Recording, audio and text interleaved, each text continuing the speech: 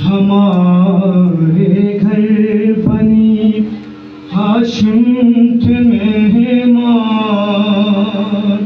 रहे और दिल में है ये अरमान, मगर ये काफिला अब जा रहा है। हमारा दिल बहुत घबरा रहा है।